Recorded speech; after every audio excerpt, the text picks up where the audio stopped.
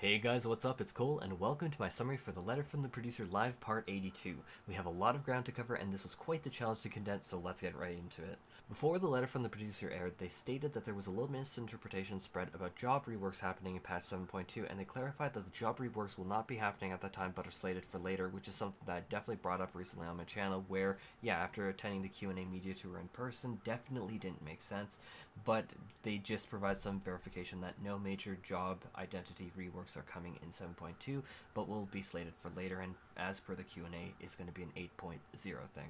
They began the live letter by showing a trailer for Dawntrail that had a ton of awesome scenes shown from dungeons and cutscenes spliced together, including Solution 9, which I am absolutely obsessed with. Solution 9 housing when? I think the funny thing is I'm actually being serious, that'd be awesome. The media tour they stated was from an earlier build from the beginning of May, and that they have continued to tweak potencies and many other factors of skill, so look forward to 7.0's official release for finalized stuff. Immediately coming to my mind is Sage's Dosis was at 360 potency, but Eucrasian Dyscrasia was at 400 potency, which would make multi-dotting a thing, and so those are what I'm keeping my eye out for, at least. They then showcased new cities and areas that they started with Tuliolul and Ergopacha, where it has been already covered in the media tour. Remember that giant BA rank, and it has awesome mountains and ruins on it.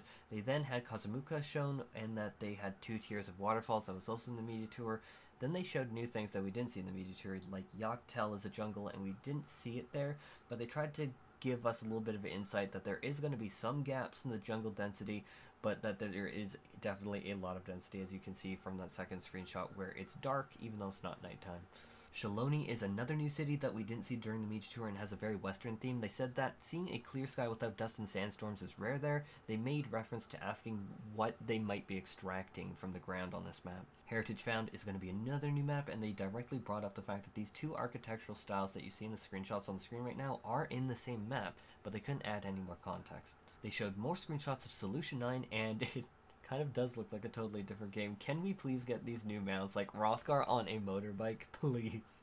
Summer video or not, I saw this and I want this thing so bad, so I'm gonna say it. I want that so bad. And yes, I know we have already got awesome motorbikes, but this one just looks totally different. I love it. They then went into a few key characters, and this isn't going to be the full list of characters in Dawntrail, and I won't have the ability to read out the full contents of their slides in this video because it'll bloat the video many minutes. I tried, but I'll make general notes of what they said if it was outside of the slide context.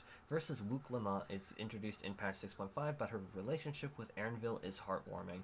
Erinville will be appearing quite frequently and guiding our group as they are traversing through Tural. Krya learned combat skills so that she could join us. Thancred and Uriangier will appear. That was about all that they added. The Dawn servant Gulul Jaja is the current ruler of Tuliolul and has 2 heads with him. One side is very focused on martial arts and combat, and the other is focused on knowledge and sage intelligence, or sage-acity. Each of the heads is going to have their own voice actor. The next one is Zoral Ja, and is one of the candidates in the Rite of Succession, and we will be battling against him. Koana is the second prince, and is one thing that they want to note about the candidates they are of different races, and Gulul Jalja adopted his children, and that there's a lot of drama and story behind all of that to look out for in Dawntrail. Bicolored Jaja has 2 heads just like Mojo Jojo, and both have personalities and voice actors, and their characters just kind of sounds evil. The last character introduced here was the Enigmatic Maiden. They don't go into any details, but I personally bet that her name is Becky. It's always Becky. New role quests were brought up and will be unlocked at level 92 and will be expected for each of the 5 roles. There are going to be extra quests planned for 7.1 or later if you complete all of the 5 role quest lines. And likewise with the new Pictomancer and Viper jobs being implemented, they are getting their own quest lines. During the role quests, they specifically showed here that some of the outfits will be allowed for people who want to roleplay. They did say that, then they showed some glamours, and they are totally reminding me of like Mad Max, and will be including this awesome healer gear that I was like, oh my god, when I saw. Yeah, this is going to be popular. There are going to be new Disciples of the Hand and Disciples of the Land questlines for crafters and gatherers. This includes the... Guys, this is going to be the Delubrium Regane all over again. Quachulamikiki deliveries. They then went into showing some of the new dungeons. For some of the new dungeon screenshots, they said that it looks like they might have trap floors that spring when you like go into certain areas. They added that in the main dungeons associated with the MSQ, that the difficulty should be kind of what you would expect in terms of level of difficulty with an MSQ. You'd expect it to be survival even if you had vulnerable status effect on yourself, and do not be afraid of like MSQ dungeons being too challenging. But then they did say that expert dungeons and endgame level 100 content, that they may give us a difficulty jump, and they want to make it exciting. And while not necessarily making it brutally difficult, they do want to make sure that we can't just breeze through these at the like level 100 cap dungeons. Next point was new trials, in which they showed some gameplay that I have rolling in the background right now, or I might have to edit it to be rolling a little bit ahead of you now.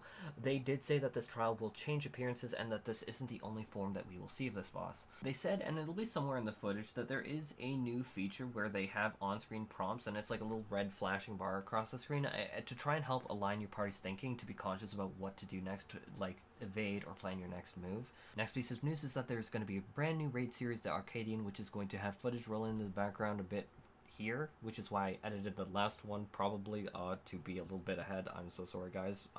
The arena and everything, in my opinion, is just amazing, and there's also it's all voice acted. You obviously can't hear it in this video, but this is like also one heck of a cacker. Like seriously, this arena is breathtaking. I adore this theme. The raid itself, like the normal raid, will begin on patch 7.01, with savage raids coming out during patch 7.05. There will also be new treasure dungeons that will be open at patch 7.05, named Cenote Jaja Goral.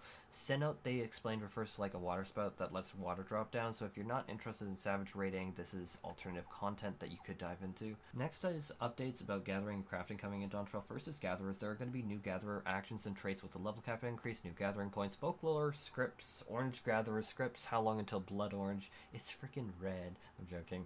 Menus will show gathering integrity, which is going to be the number of remaining gathering attempts in the UI. The fish guide will also now show the type of hook required to catch that fish. Crafters are next, and crafters are going to get new actions and traits with new recipes, master recipes, new orange, blood orange crafter scripts.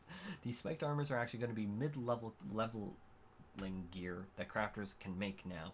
They did add that detail. The Mad Max set is like a mid-level crafter set that the crafters make. I don't know if they actually wear it. System updates are being made, which includes new elegant tomestones, which at first is going to be the elegant tomestones of aesthetics, and then they are going to add in patch 7.05 when Savage drops the elegant tomestones of heliometry. They then showed a bunch of glamours that you will be able to get, some from the tomestones and the others not specified. Leveling dungeon, reward from Savage, to be determined. They then specified that they're raising the number of bisexual gemstones that you can use and hold up to 1,500, up from 1,000. They added a new system option to hide players that are surrounding quest NPCs, which now you can hide them when the quest near NPC, like when you're near the quest NPC, or when you're specifically interacting with the quest NPC to help your immersion, for instance. The current default is that this setting is off, so if you do want this on, you will need to turn it on.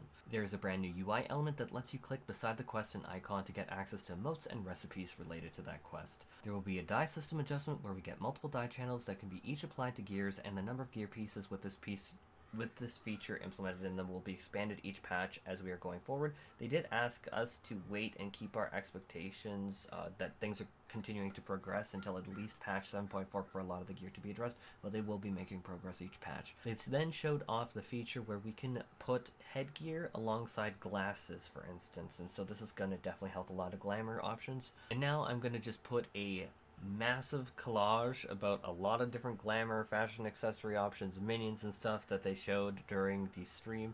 And then what I found really, really interesting here is that the trial mounts are apparently going to be these wings, which I think is really actually kind of cool and really what I didn't expect. And so the wings look like just default wings in general, but then when you go into flight, it completely changes like shape and form and is like, what? But with that, we have reached the end of my live letter coverage, and I hope that you guys all are super excited for Dawntrail, because I know I sure am. With that, closing off this video. Take care, everyone.